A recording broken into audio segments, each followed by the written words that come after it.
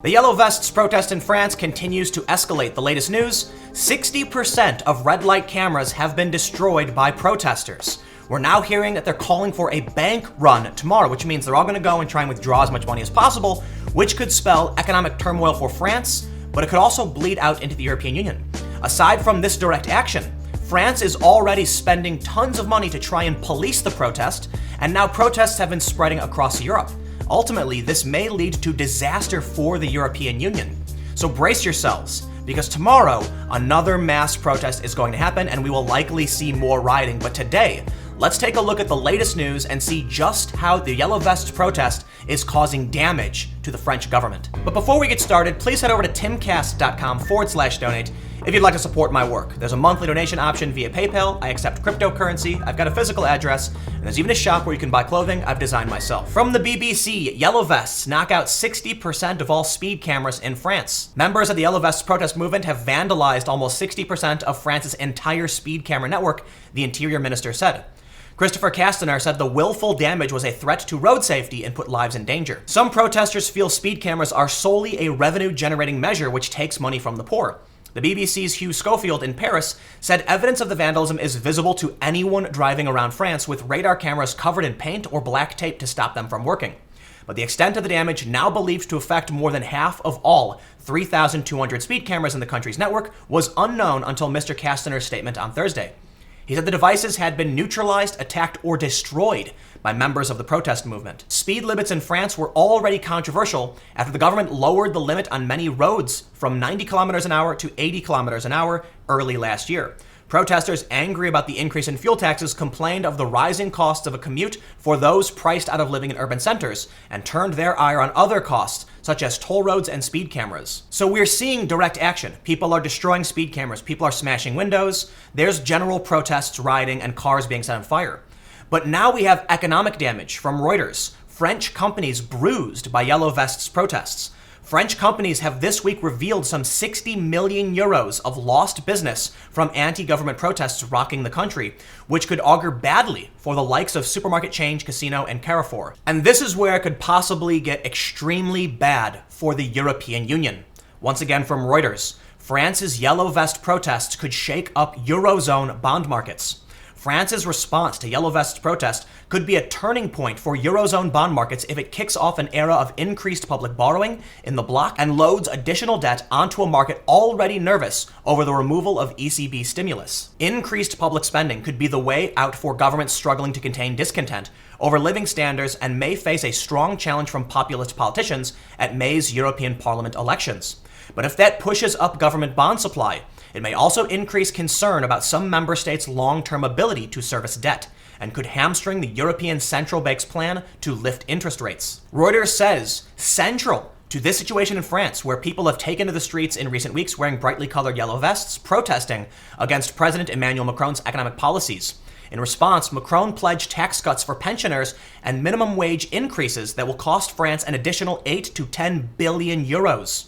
With Italy and Spain already ramping up 2019 spending plans, and even Germany reviewing its long-standing conservative fiscal stance, debt could be on the rise again for the bloc. I'm not one to typically talk about bond markets and investment or anything like that, but we can see that there is an incoming instability in the economic market of the European Union, and it shows us how France is desperately trying to get a hold of what's going on. 8 to 10 billion euros to appease the protesters, but not only that, they've got to pay for the policing around the country, and now there's going to be lost revenue from these red light cameras. This is going to bleed out of France. It's going to affect other countries. But this protest action might actually have the biggest impact. French protesters want to set off bank run with withdrawals. Activists from French protest movement encouraged supporters Wednesday to set off a bank run by emptying their accounts, while the government urged citizens to express their discontent in a national debate instead of weekly demonstrations disrupting the streets of Paris. The movement's adherents said they hoped the banking action will force the French government to heed their demands, especially giving citizens the right to propose and vote on new laws. Meanwhile, Prime Minister Edouard Philippe gave details Wednesday of a big debate the government plans to start next week in all of the regions of France. We want it to be rich, impartial, and fruitful, Philippe said. The debates will focus on 4 main topics: climate change, democratic issues, taxes, and public services, the Prime Minister said. Anyone can propose a local event, and an internet platform will provide another venue for discussion. At this point, debate probably won't work. I can understand why the French government wants to do it. They want to bring people together for a conversation to try and abate the violence. But it's probably not going to work. People are angry. And as long as the government keeps resisting and only offering up crumbs, as the protesters have called it, then they're likely going to see more protesting, more rioting, more anger, which will only lead to more anger. See, every time a protest happens, and the police are seen on camera hitting a protester or something of that nature, it makes more protesters want to come out. Thus, sometimes the only thing you can do is give up. Macron should probably resign, lest France face more economic turmoil, and this bleeds out into other European nations. But what makes this protest so interesting is that it's not a left or right thing. It's really a class-based issue.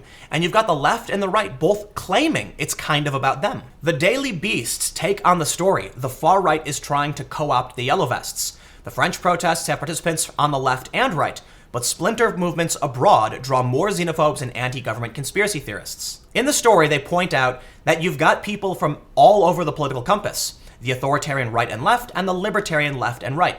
I do want to make one point, though. People often show extreme vandalism and anarchy symbols as if this represents the libertarian left. It absolutely does not. Anybody who's going to use physical violence, this is not libertarian, it's authoritarian. It's the use of violence and the assertion of authority and force against others. This violence should be in this quadrant. This should be someone smoking pot saying, "I don't care." But while people on the left want to claim the right is trying to co-opt it, you can say something similar of the left. All you have to do is hop over to reddit.com/r/anarchism, and you'll see that they've got several posts in favor of the Yellow Vests. This one about speed cameras in France, this one that says the Yellow Vest movement is planning on hitting the capitalists and elites right where it hurts in their banking accounts. I can't speak for Europeans. I can only speak as to what I've heard and what I've talked about with other people who live in Europe. But it seems like there's a growing resentment towards the elites.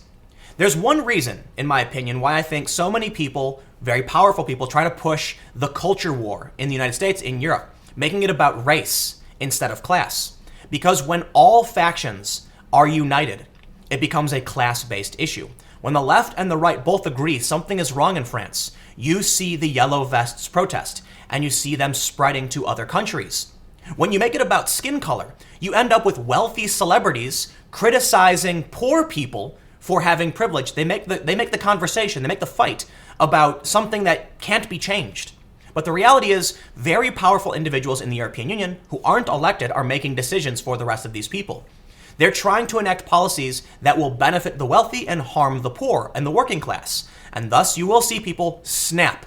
Enough. France pushed too far. They thought they could continue to raise taxes. They thought they could cut taxes on the rich. And they thought that they could impose their ideology on a poor working class group who finally said enough and rose up to protest. There is another really interesting aspect of what's happening, though, because it certainly seems like police do have support. The Washington Post has this story: crowdfunding pits French police versus Yellow Vest protesters. They say, as the protests go on, which side can raise more money, protesters or police? So far, the police seem to be winning. An online crowdfunding campaign for officers hurt in confrontations with protesters raised more than €1 million by Thursday, days after it was launched. The fundraising effort came in response to a similar but more controversial appeal for donations to benefit a boxer captured on video Saturday while punching police officers at a Paris protest. The drive, on behalf of boxer Christophe Dedinger, was promoted by generating money for his legal bills, but drew broad outrage as encouragement of violence.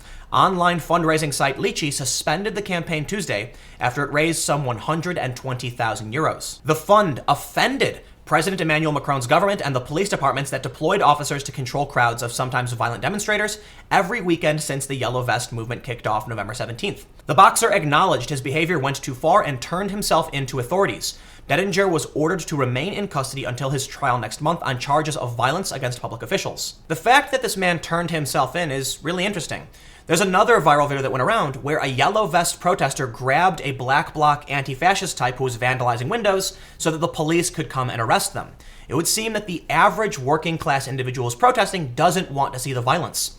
But the interesting thing about this movement is that it seems like it's a genuine populist movement. One of my biggest concerns about the protests is that if the government doesn't get a handle on things and actually start giving in to certain demands, we can see an extremist faction start to take over, and it could be the far left or the far right. And I think most people would agree. You don't want to see the fringe elements of the extremist traditionalists and authoritarians of either side start to take over and then push their demands. But if the government doesn't get the people what they need and give them what they want, that's likely what's going to happen. We will see certain people start to rise up, become leaders, and push their beliefs onto the entirety of the crowd. It may make protests smaller, but it will force the demands of a fringe element. This is why it's very important for France to say, what do you want? Let's make it happen, instead of constantly going out and fighting with the people. But you know what? I don't have all the answers. I don't know exactly what they should do. All I know is that tomorrow we're going to see more of it again. And I've already showed you the stories about the economic turmoil in France, which again will bleed out into the rest of the EU and could very well impact us. But let me know what you think in the comments below. We'll keep the conversation going. How do you feel about the Yellow Vests protests? Who do you think, if any faction does, do you think the left will start to take a lead? Will the right, or will it remain a strictly class-based system? Do you think the French government will give up? Again, comment below. We'll keep the conversation going. You can follow me on Twitter at Timcast. Stay tuned. New videos every day at 4 p.m. And I'll have more videos on my second channel, youtube.com/TimcastNews, starting at 6 p.m. Thanks for hanging out, and I'll see you all next time.